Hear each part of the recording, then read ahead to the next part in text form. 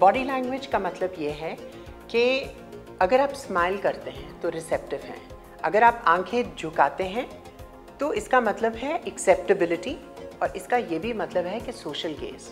आप पार्टी में जाते हैं, अगर आप बिजनेस के अंदर दोनों पैर पे खड़े हैं और स्ट्रेट डायरेक्ट खड़े हैं, चाहे आप जेंटलमैन हैं चाहे आप लेडी हैं, तो उसका मतलब है कि एक बिजनेस लुक।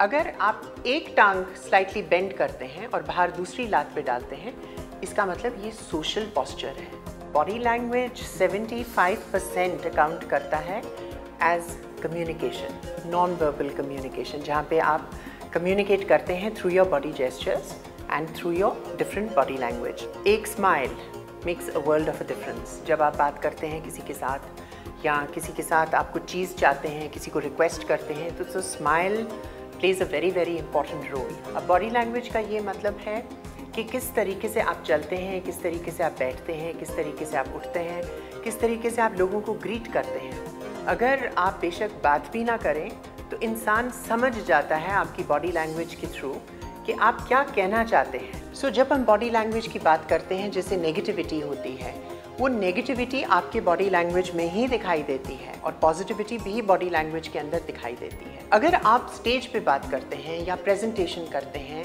या एक इंटरव्यू के लिए जाते हैं, body language plays a very important role. उसके अंदर hand gestures, facial expressions, movement of eyes etcetera, ये बहुत इंपॉर्टेंस देते हैं। जैसे से फॉर एग्जांपल, अगर आपने किसी को पावर जेस्चर दिखाना है, आप अपना पावर दिखाना चाहते हैं, अपनी अथॉरिटी दिखाना चाहते हैं, उसको सीधा lean back in the chair. जब आप लीन बैक करते हैं in the chair, it automatically reflects power. अगर आप अपनी पावर और भी दिखाना चाहते हैं, तो जब आप बात करते हैं किसी के साथ बोर्ड मीटिंग में या कहीं, तो खड़े होकर हैंड्स बिहाइंड योर बैक पकड़िए और आप टेल सकते हैं। उससे क्या है कि आपका इम्प्रेशन थोड़ा लिफ्ट होता है। जो हाई स्टेटस के लोग होते हैं, उनको वो जब ऐसे टच करते हैं किसी को शोल्डर पे, इसका मतलब वो ये दिखाना चाहते हैं कि हम थोड़े सुपीरियर हैं आपसे और हम आपको सपोर्ट भी करते हैं। एक सिंगुलर एक्ट, एक सिंगल एक्ट बहुत एग्रेसिव होता है, जैसे मैं करती हूँ ऐसे, ये एग्रेशन है। यही चीज़ अगर हम कलेक्टिव करें तो ये बहुत पॉजिटिव होता है। अगर आपकी कोई बात नहीं सुन रहा, सो सबसे पहले इम्पोर्टेंस ये है कि आप उनकी तरफ देखें। आपके फीट उनकी तरफ मुड़ने चाहिए, आपके हाथ उनकी तरफ मुड़ना चाहिए, आपका फेस उनकी तरफ होना चाहिए। जब आप ये सारी चीज़ें उनकी तरफ पॉइंट करते हैं तो एक बहुत पॉजिटिव इफ़ेक्ट पड़ता है दूसरे इंसान पे, और वो बहुत जल्दी रिसेप्टिव हो जाते हैं। जो चीज़ पहले आप बताना चाहते थे और वो नहीं सुनना चाहते थे, तो इस पोस्चर के ज़रिए से वो पॉजिटिविटी अपने अंदर ला सकते हैं। विमेन के अंदर जो पॉजिटिव बॉडी जेस्चर्स हैं, एक तो जब आप बैठें कभी क्रॉस ना करें अपनी फीट। आपको जो पैर हैं वो दोनों एक साइड पे डालने चाहिए।